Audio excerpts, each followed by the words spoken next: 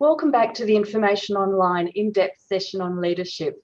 My name is Monica Shaneko, and I'm coming to you from the land of the Wurundjeri people, the traditional custodians on this land, and I pay my respect to elders past and present and extend that respect to all Indigenous people attending today. We're going to change pace now and focus, zooming in and out, with lightning talks from leaders in 4 different library sectors. Bob Gerrity from academics, Jane Cowell, public libraries, Gemma Siemensma, health, and Vicki Courtenay from school libraries. And they'll be sharing their perspectives on thinking globally and leading locally. We'll listen to each speaker in turn, and please add your questions in the Q&A, and we'll follow up with questions after the presentations. Our first speaker is Bob Gerrity, who has recorded his presentation for you. Bob Gerrity is University Librarian at Monash University, Australia's largest university. Prior to joining Monash in 2018, he was University Librarian at University of Queensland. Earlier, he spent 19 years in technology leadership positions at the Boston Public Library and the Boston College Libraries.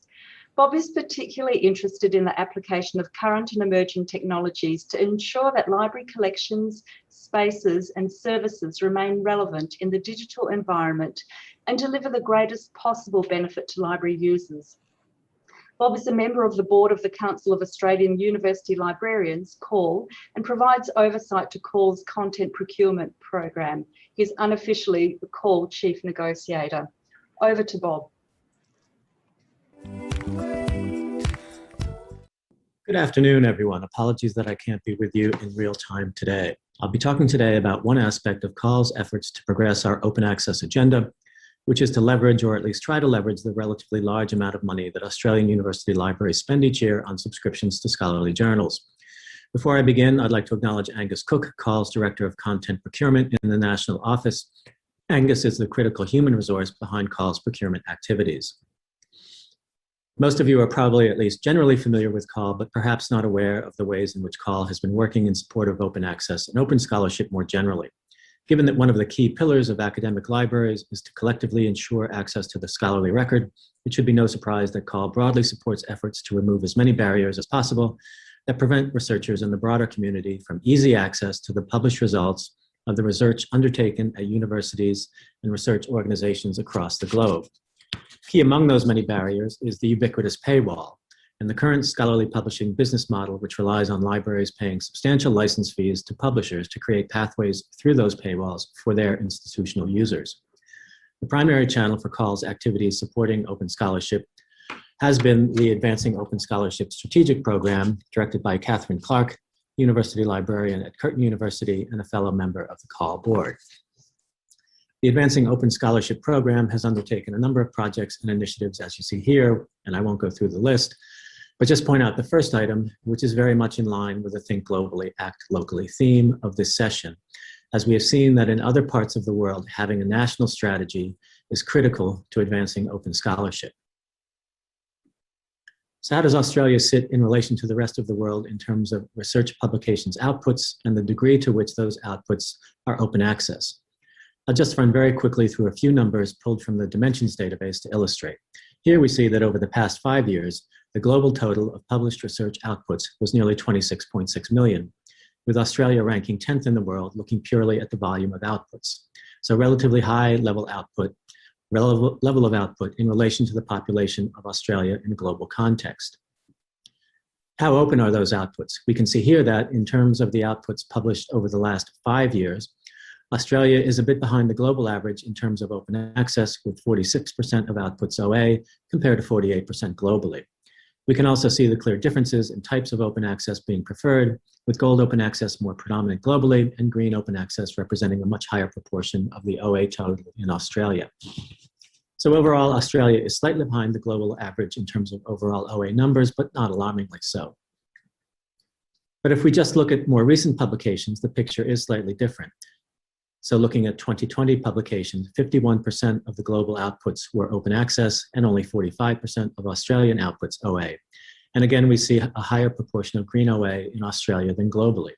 To me, this suggests one of the challenges with green open access, in that we know many publishers still impose significant embargo periods on green OA, meaning there can be a long waiting period between the time an article is published behind a paywall and the time at which a researcher can make a version of that publication open access.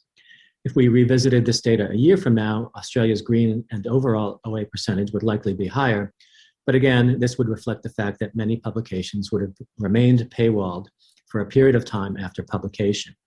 Regardless of one's philosophical views on green versus gold OA, I think most people would agree that immediate open access at the time of publication is the preferred outcome. And in fact, CAUL has formalized its position on the desired end goal of open access for journal articles, which is universal, immediate, and perpetual open access to the version of record. Having clarity around what our preferred end goal is has allowed us to incorporate open access strategies into CAUL's procurement program, which traditionally has been largely focused just on keeping subscription costs manageable across the sector. Which brings us to the point of this presentation. In addition to all the good work CAUL and its members are doing to promote open access and open scholarship, and taking into account what's happening elsewhere in the world, how can we also leverage the very significant library spend on subscriptions in support of a scholarly publishing environment where immediate and perpetual open access to the version of record at the time of publication becomes the default? This slide shows what that collective CAUL spend on licensed electronic content, mostly journals, looks like. Currently, over $370 million per year across the 39 CAUL members, with roughly $338 million of that representing subscription content, and approximately $230 million covered under agreements negotiated by CAUL through the procurement program. In addition to the very large collective spend on subscriptions, we have the significant systemic problem with the current hybrid models adopted by most publishers, resulting in significant additional revenue through payment of article processing charges, or APCs, whereby the author will pay a fee to make a publication within a paywall journal open access. We don't have firm figures on exactly how much individual researchers at Australian universities are paying, but we can reasonably estimate this to be around $34.7 million per year, or an additional 10% above the collective spend on subscriptions. So total costs, combining access and OA publishing, approximately $373 million annually. So globally, prior to COVID, we saw what was happening globally with Plan S and with a number of European countries successfully negotiating transformative agreements with major publishers.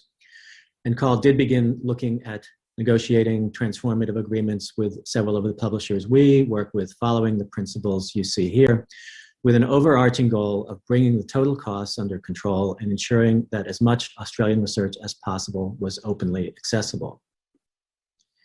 We pretty quickly realized that there would be a number of challenges to this in the Australian context. What works elsewhere may not necessarily work here.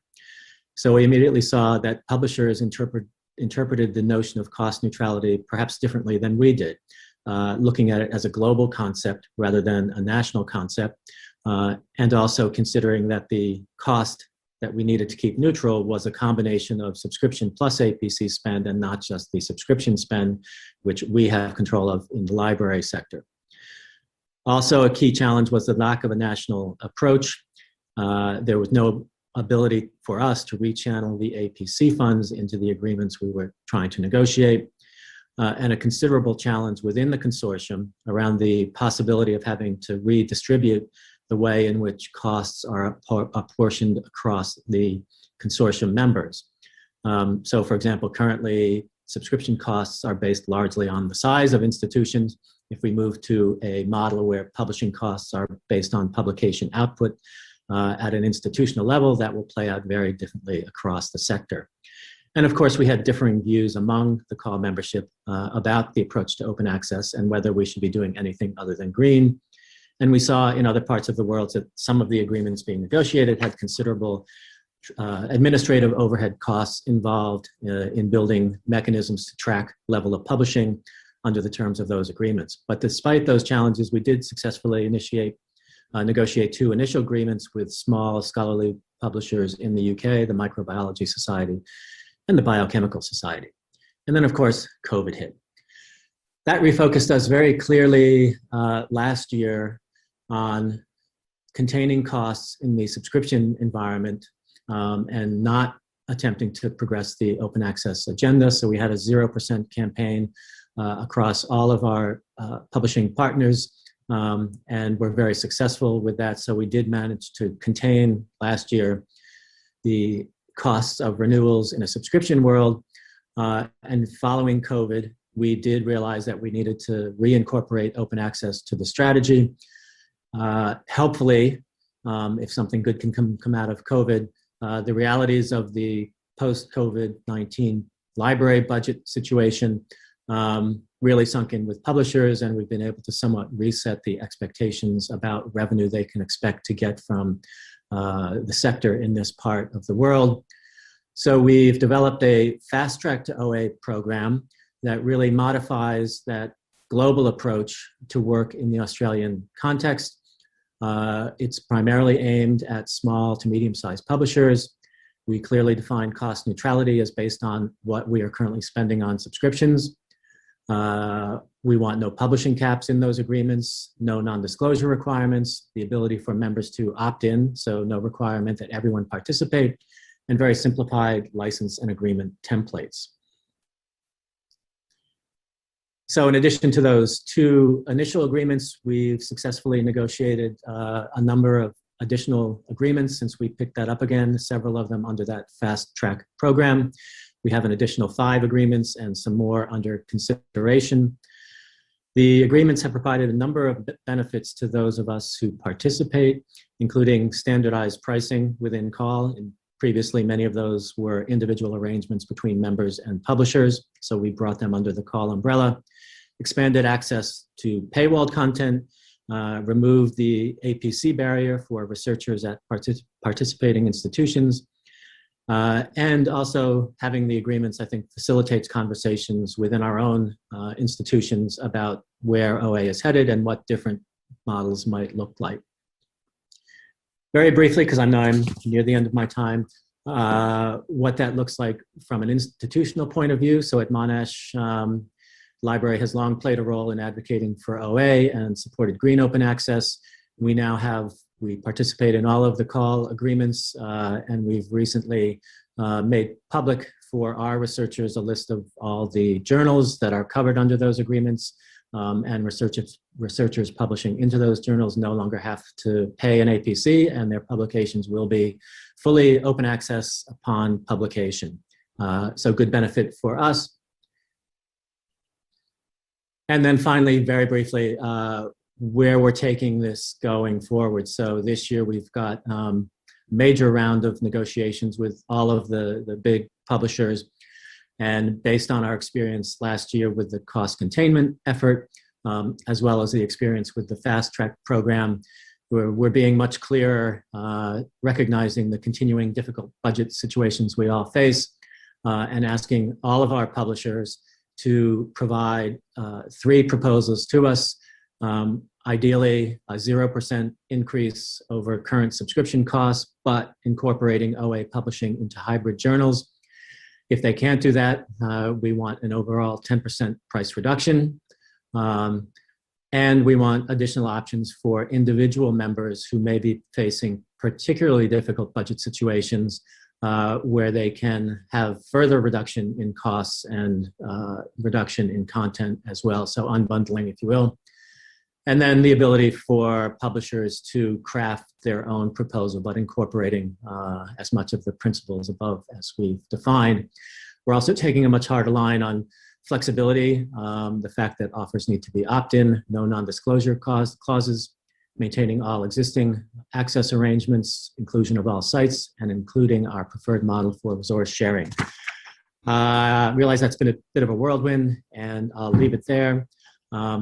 And again, sorry I'm not there in person. I am quite happy to follow up with anyone via email after this. So thank you very much.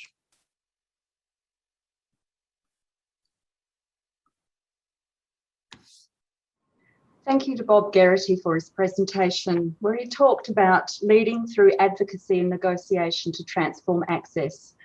Bob isn't here with us in person, but very happy to take questions via email.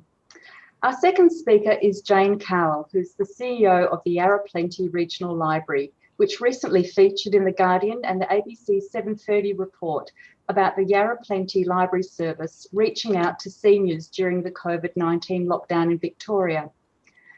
Prior to joining Yarra Plenty, Jane worked for 8 years at the State Library of Queensland as Director of Engagement and the Director of Regional Access and Public Libraries.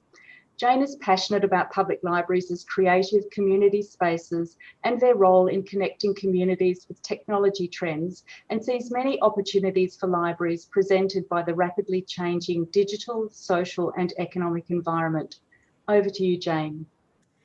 Thanks, Monica, and thank you for asking me to speak today. I come to you today from the lands of the Wurundjeri Willem clan and are very happy to discuss how we actually led through the pandemic, but also what's the next steps for leadership for libraries from the road to recovery for our communities.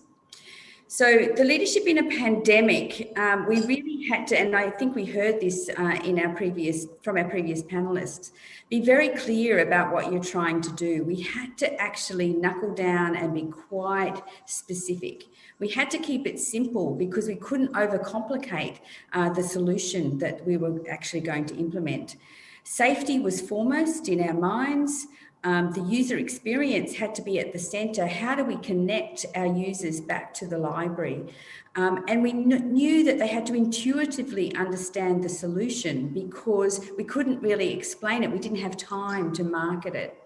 And we had to, as a leader, ensure that the processes that are concreted into our world had to be moved out of the way so we could implement these very quick solutions. It was quite frenetic. The changes were happening often and we had to respond continually. And innovation loves a crisis, and libraries stepped up across the world as the pandemic swept through the communities and is still sweeping through some communities. We're very lucky in Australia at where we're at. We found new ways to deliver, and sort of the one beautiful thing about libraries is that we shared those new ways of delivering. Connection to others was a priority. We knew that that was the main thing that our community was missing, that social isolation, that lack of connection to each other.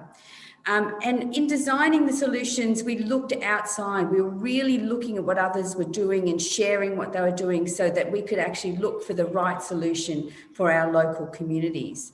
And in Victoria, we did it so well that we were recognised as an essential community service and were one of the first services allowed to open after lockdown in a safe way.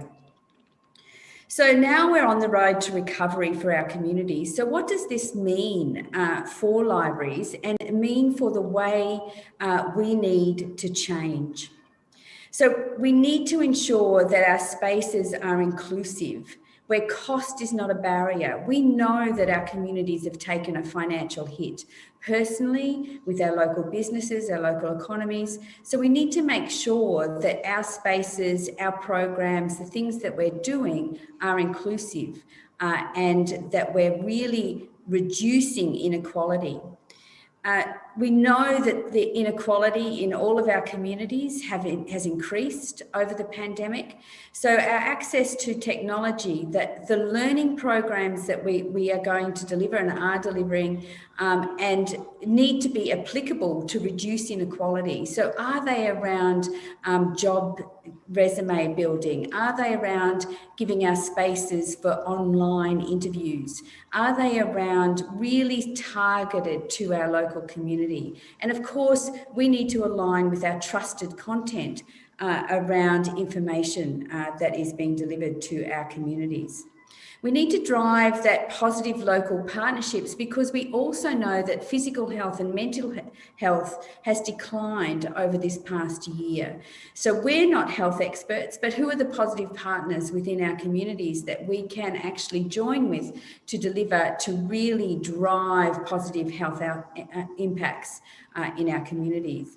And of course, globally, that really links to the Sustainable Development Goals. So while we're acting locally, we are actually impacting globally. And some of the ones that are clearly aligned are Sustainable Development Goal 3, which is around health and wellness, and 10, which is about reducing inequality, so that you can actually advocate to your organisation's leaders that we are actually impacting on a global impact level.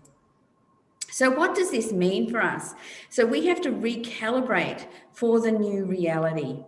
Sort of there is a new normal, and we have to have, and I really want to say that there is power in empathy and compassion, both for our community and for our staff, and that we need to not be the rules police. That's not our aim, but sort of we really need to implement safe practices, but it's not about being rule-based and being policing them.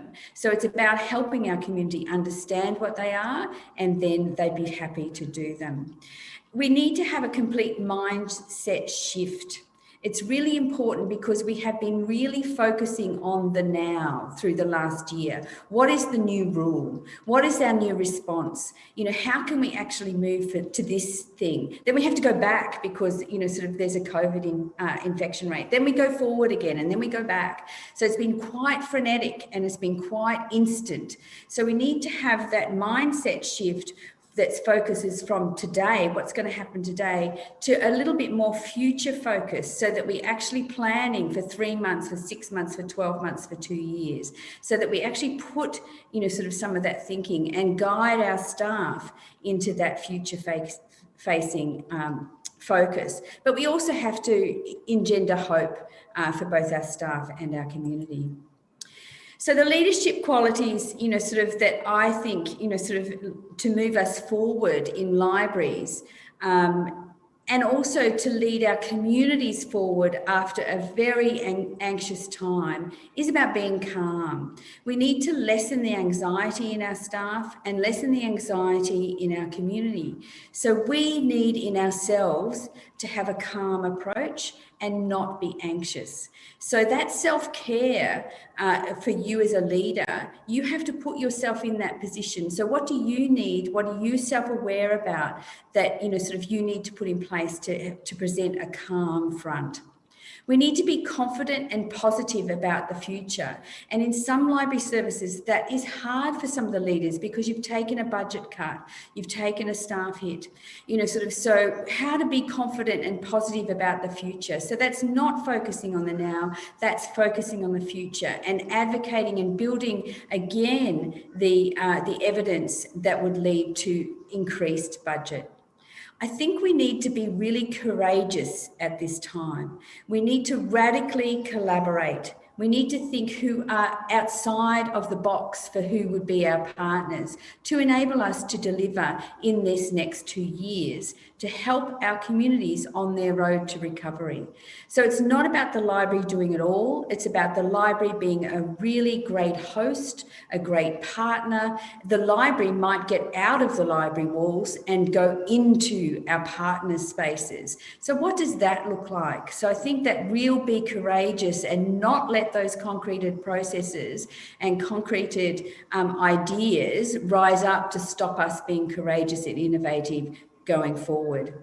I think we need to be empathetic.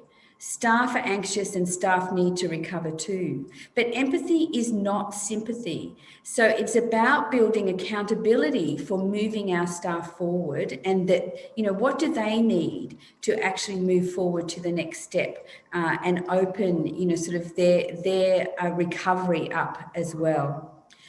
But also we need to be clear and purposeful about the next few years. What is the vision and how can we actually communicate that? We need to communicate that to staff. We need to communicate that to our organisation's senior management, but we also need to communicate that to the community. And how do we let the community start having a say in our vision? So we need to be that purposeful. So that's my understanding of, some of the ways forward. And I did quite a lot of other research to really refine my thinking on this. But, sort of that's where I see us moving forward to get our staff, our community and our library services back on that road to recovery and to recalibrate for the new normal. And so that's the end. I'll stop sharing. I think I have to. And over to you, Monica.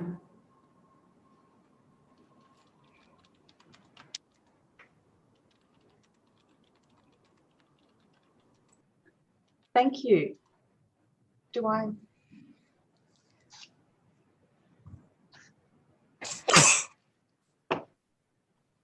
So Monica, I think you introduced the next speaker now, because yes, is that okay? Our next speaker, and thank you, Jane. Thank you very much for that, Jane. I think I was distracted by the concept of the difference between empathy and sympathy, and perhaps we can pull that out a little bit later when we have a bit of a conversation further. Our third speaker is Gemma Siemensma, and she is the Library Manager at Ballarat Health Services. Her work interests relate to research, knowledge sharing, and the integration of library resources for seamless access. Sure, just send me the email, that's fine. Thank you. Okay, bye. In this role, Gemma ensures that health information is accessible across the health service so that evidence-based information is used to help deliver the best clinical outcomes. Gemma's work also focuses on making the library an integral part of the organisation by finding ways to position the library in non-traditional library spaces, highlighting the value of health libraries can bring to a clinical area. Over to you, Gemma. Thank you. Thank you, Monica, and thank you for the invite for today. I'm joining you from Wadawurrung country, so just wish to pay my respect to elders past, present and emerging. And just before I begin, thank you to my colleague Cheryl Hamill, who helped compile this whilst I've been on leave. So I'm the convener of Health Libraries Australia, which is a subgroup of ALIA. So our vision is that all Australians benefit from health library and information professionals' expertise that's integral to evidence-based healthcare. And for us, evidence is the key. So we know that evidence-based practice works. So data shows that if health systems use the best clinical evidence and expertise and ensure that their treatments are consistent with patient values, that patient outcomes will then be better. So whether these initiatives are driven by HLA, by teams or by individuals with a passion, health librarian leaders are active in pursuit of excellence. So I'm going to talk about some examples about what health libraries do. But firstly, this is just from a recent publication that looks at skills, knowledge and attributes. So obviously health librarians are not only similar in the attributes that they need to other librarians, but also very similar to their nursing and medical counterparts in the clinical space. So obviously we need human skills, as everybody does, but also conceptual, and highly important in this space is the vision, to be strategic, to be able to be open to change and to be able to communicate those changes. And obviously we have to have authenticity for things to come to fruition. And I think all of those skills combined is what gives us the respect that we have within our organisations. So in summary, health libraries or health librarians are dynamic, innovative, tech-savvy, evidence-based practitioners with advanced health information knowledge, skills and attributes. So obviously COVID was a huge impact for health libraries globally. And I'm very proud to say that health librarians were leaders during COVID. So some of the initiatives that were undertaken, so on the ALIA HLA website, you will find some COVID-19 live literature searches.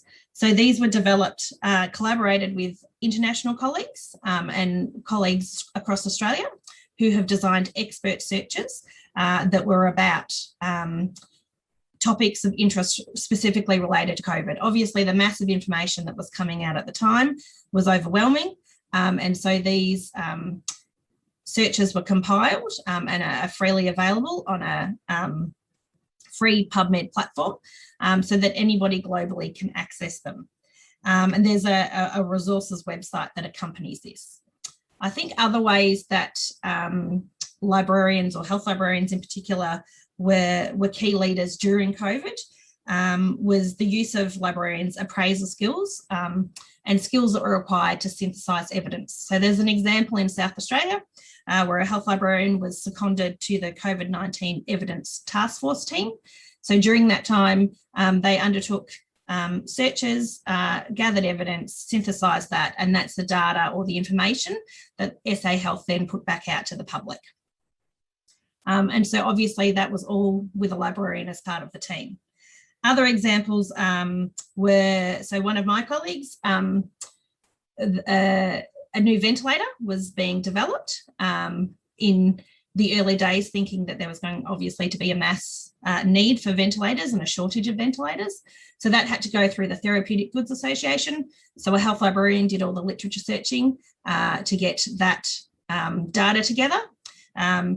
It was then submitted to TGA and approved. Thankfully, it's not required in Australia, but those ventilators are now being used overseas. So again, health librarians were leading or part of that leadership team to get that product approved.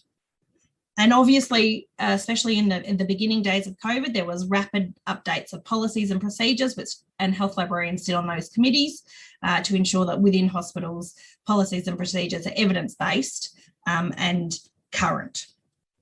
And obviously lots of different things that happened, such as just pivoting of library services, which is what I think all libraries have excelled at during 2020.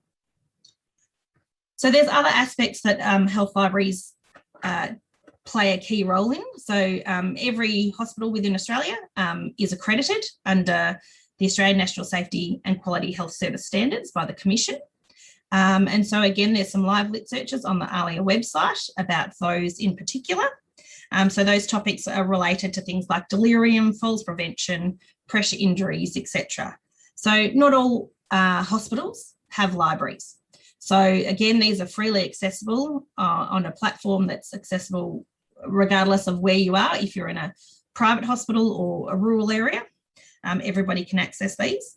And the evidence that came out during of a research project around the accreditation for hospitals shows that there's an evidence accessibility gap for organisations that don't have a hospital library. And therefore they may not be performing as well as they could in regard to accreditation and other safety and quality systems. So we do play a vital role. So there's other partnerships and aspects I think that health libraries touch on. So there's certainly some things that happen around health literacy. There's partnerships with public libraries and partnerships with the Australian Digital Health Agency, and then hospital libraries lead things like educational programs around health literacy within their organisations. And globally, there's the Librarian Reserve Corps, and so that is where a bunch of volunteers have come together to respond to information needs in public health emergencies, and that's in partnership with the World Health Organization. And advanced library and information skills can contribute to the prevention and control of disease outbreaks and other public health emergencies. So that's ensuring that people get the latest information and the most current. Again, back to that word evidence, which is, I guess, our favourite word in health libraries. And when we look at the sustainable development goals, I guess there's obviously we touch on goal number 3 around good health and wellbeing, and especially examples of things like equity and access, which is goal number 10. So there's examples like HANARI, which is set up again by the World Health Organization, and that's with major publishers, which enables low and middle income countries to gain access to one of the world's largest collection of biomedical and health literature. And then there's regional local library models as well. So for instance, we know that Australians living in rural and remote areas have shorter lives, high level of disease and injury, and poorer access to the use of health services compared to those living in metro areas. So every state is set up differently. Not everybody has a hospital librarian or hospital library, but there are certainly some larger hospital libraries that then offer services to smaller and more rural services, so that wherever you are, you can still access information. And then similar to what Bob was saying earlier, we're definitely part of the open access movement. So there's things like research repositories, research services that happen, and then advice around things like open access initiatives like Plan S. And I guess we're also quite rapidly involved with the changing research space. So health librarians have been involved in the PRISMA update, which are guidelines for systematic reviews, which have just been released. And we're also submit or give submissions to places like the International Committee of Medical Journal Editors, which we are encouraging journal editors to actively seek information specialists as reviewers and for knowledge synthesis publications. So to advocate for our recognition of our methodological expertise. So basically, I'm just going to leave this here. It's about 100 years old. Obviously, it shows how much we've changed. But just to reiterate, so health libraries are in various spaces. So we're in pandemics. We're part of the Sustainable Development Goals. We're all about equity and access. We're in the health literacy and the open access space. And there's lots of global initiatives that are happening. And there's many more too that I haven't even touched on today. But thank you very much for your time, and I shall pass back to Monica. Thank you so much, Gemma. Thank you. That was excellent to see those connections, really about bringing that broad equity and access to and what health libraries bring to responding to those global challenges. Last lightning talk speaker is Vicki Courtenay, and Vicki is a teacher librarian at Trinity Grammar School's Senior School campus in Sydney, and is also the recipient of the 2020 School Library Association of New South Wales Teacher Librarian of the Year Award. Congratulations, Vicki. Vicki is passionate about information literacy and has presented at local, state and international educational forums on initiatives in place at Trinity. Vicki says she works as part of an exceptional library team to strategically promote a strong reading culture in her school community, and she'll be sharing some of these reading culture and information access strategies with you today. Please welcome Vicki. Thank you very much, Monica. Sorry, I had a little sound issue then. What I would like to speak about is leading literacies and learning in terms of leadership in the school library sector. First of all, I wanted to say sorry. I'm coming to you from the land of the Gadigal people of the Eora Nation, and a little bit of context about where I am. I'm from Trinity Grammar School. It's an independent boys' school in Sydney, and we have about 1,200 students, and they're all in years 7 to 12. So I work in the senior school sector. And the issue that brings is that we have a lot of issues in terms of sustaining students' literacies and learning. And I'm going to speak about a couple of initiatives specifically that we used to address those recently. The first one is remote learning access to students. So early last year, when remote learning happened, we scrambled to ensure that, as with all libraries, that students could access our services and our resources, but also we wanted them to be able to access us, all of those questions that they usually ask us when they come into the library. In short, how do we make a little remote version of ourselves available to the students in a way that they're going to use, remembering that our users are predominantly teenage boys. We considered the little live Ask a Librarian chat icon on our learning management system, but we felt that text explanation wouldn't be appealing to them. And also there's something lost in translation when you're writing rather than speaking. Knowing how popular video is with the boys, we thought that, as is evidenced by YouTube being the #1 social media platform for that age group, we thought maybe we'd make videos, demonstration videos for the students to access. Knowing also that there would be a lot of other platforms competing for their attention, and that the first thing that any of us do when we open a video up is look at the time at the bottom and see how long it's going to take us to get through the content. We thought we'd make little short demonstration videos using screencast technology that would just explain really briefly all of those things that students ask us when they come into the library. So we did a little brainstorm, thought about all of the things that they might ask us. And then we realised as we were doing that we needed to make some videos for the staff as well, because we have staff and students coming into the space to ask us questions on a daily basis. So the result of that was something that we called the Library Minute. And this was inspired by an idea that I came across when I was studying my master's with Charles Sturt by Arizona State University. And The videos just capture things like, for the students, it was, how do I search the library catalogue? How do I apply for a state library card? How do I find newspapers online? How would I search the state library databases or the school library databases? How do I search within a database? So all of those little questions, we came up with little videos that they could just quickly take a little snapshot of while they were working from home. For the staff, those videos looked more like, how would I create an interactive to go over the top of a video so students are interacting and asking questions with content? How would I use that as a formative assessment? How would I ask the library staff to join me in a remote session so we could co-teach together? We're grateful in New South Wales, obviously, our remote learning only lasted for 2 weeks. And I'm aware that that kind of access and during remote learning from home implies that you have great Wi-Fi and great devices, which our students in the independent sector generally do. We did discuss perhaps creating a YouTube platform, and that would certainly be easier for those students in the public sector that are using their mobile devices generally for things like this, and that would only get more sophisticated the longer we played with it. The second thing I wanted to talk about is sustaining reading. This is a real issue globally, but what happens in the school sector is in primary school, we spend our whole time learning how to read and being scaffolded and held up and nurtured in that process. And then they get into senior school and generally those scaffolds fall away. And then the students are expected to have independent agency to read for themselves. And what ensues is what we call literacy.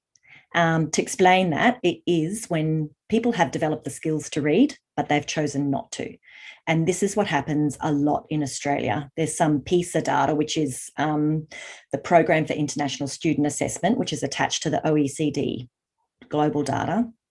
And it suggests that only there is, I think, 37% of Australian 15-year-olds don't read at all for pleasure. They only read when they're told to read something in school. So for school librarians, this is concerning because our job is to ensure that reading is sustained through their school and that they develop those kind of habits that will help them to reap the benefits when they leave us. So what we did in 2008, we undertook a literature review, and then we invited an amazing researcher and author, Dr. Margaret Merger, who's very big in libraries and reading. And we asked her to share what she'd found with her research with us. And what she suggested was there's 7 clear strategies that school libraries can use in order to sustain that reading and to grow that positive reading culture in the school. So I'm just going to share what those are with you now. So the first one is shared reading. So we find opportunities as often as we can to read to the students. That's our headmaster reading beside a llama in that image right there. The second strategy is independent silent reading. And we actually have this timetabled through a collaboration with our English department to get the students to sit and read for periods of time across the year. The third one is modelling, and this involves asking teachers and doing it ourselves and other staff to model what it looks like to be a reader. The bottom picture on your screen there is actually our headmaster reading amongst students at Australian Reading Hour in the library. So we find many opportunities to do that. Shared discussions about books. As often as we can, we find opportunities. One of those images there is from our This Book Changed My Life, where we got staff and students to share which book they thought was amazing. And we find as many occasions as we can to get students to talk to each other and recommend books to each other, or the staff to talk to each other and do the same. That's one of the initiatives that we've been working on a lot lately. The next one is access to books. And, you know, in our collection, we have audiobooks and ebooks as well. So students can be listening to books or accessing things on their devices when they're on the train or the bus on the way to school. But also when they won't come to the space, we take it to them. And the images on the screen are from some of our pop-up libraries that we've done, where we just take a curation of books out into the school environment and share them with the students. One of the other initiatives is conducive environments, and this involves, you know, just having somewhere that's comfortable and inviting to read, and that the light is good, and that there's comfortable furniture or just a nice space that in order to read. So what we did find was there was an initiative that seemed to tick all of these boxes, and that was this one that I came up with during Australian Reading Hour last year that we termed reading picnics. And this is, it's ticked every single one of those 7 strategies that Murga suggests. We have students reading to each other on the picnic blankets. We have students just lying down and reading independently. We have staff sitting there reading with them as well, and children and staff talking to each other and ourselves talking to them about the books that they like and the books that they've read. We also curate a selection of books to go out depending on which age group we've got out there. So that's the access to books has been ticked, and the environment, we put them in a nice sunny or shaded spot depending on the weather, on some picnic blankets. And also its responsiveness to student interest, because students start to speak to us and tell us about the books that they've loved and ones that we might like to include into the collection as well. So the idea here is that we're building habits for students, because we know that readers are people who are more likely to show strong citizenship. They're more likely to show empathy, and in terms of the Sustainable Development Goals, our students are the ones that we can see leading things like that in the future. So it's important for us to develop those good, strong skills in them so that they want to make a difference when they leave our school. So that's me. I'm going to stop sharing my screen so that we can take any questions with our last few minutes left. Thank you so much, Vicki. There are so many interesting initiatives to support reading and building literacies. We've just got Vicki, Gemma and Jane on the screen now, and I was thinking we've got 3 minutes for questions, and I was thinking about alliteration actually as we were thinking about leadership, and I'd like to come up with, there are 3 words that resonated with me for those talks: empathy, evidence and encouragement as elements of leadership, and how we think globally, act locally or lead locally. And Jane, Vicki and Gemma, could you each maybe have a couple of words in the last 3 minutes about any of those 3 aspects: empathy, evidence and encouragement, please? I might take the empathy one, Vicki and Gemma, if that's okay.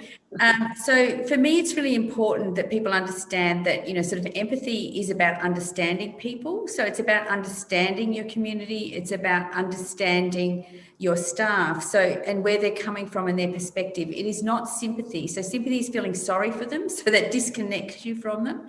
So empathy is about, okay, I understand where you're coming from, but it's empathy with accountability. So it's then helping staff to move on and to help staff to step through the improvements that they need. It's not about excusing behaviour, excusing, anxiety, or saying, well, that's okay that you can stay there. Empathy is, I understand where, sort of, and feeling for them, but then helping them to move on. So that's, for me, what a leader needs to do: understand, but then coach them through to a better outcome. Thanks, Jane. I'll take evidence, of course. And I guess for me, obviously, evidence is everything that we do in health libraries. So everything is based on the evidence.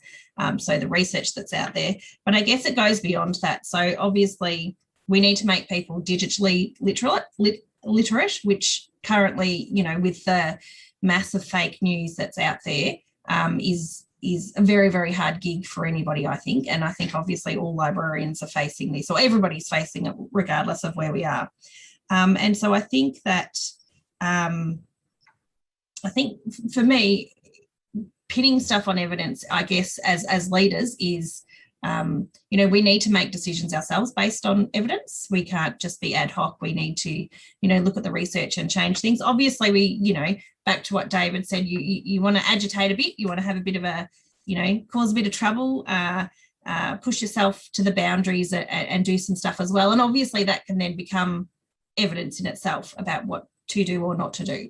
So I think evidence should always, and even if you're designing something yourself, the evidence is what you will produce at the end of it. And I think, documenting what you do as you go is clearly something that we should all be doing as leaders, and then sharing that knowledge, because if we don't share, nobody else knows, and nobody can either learn from our wins or from our mistakes.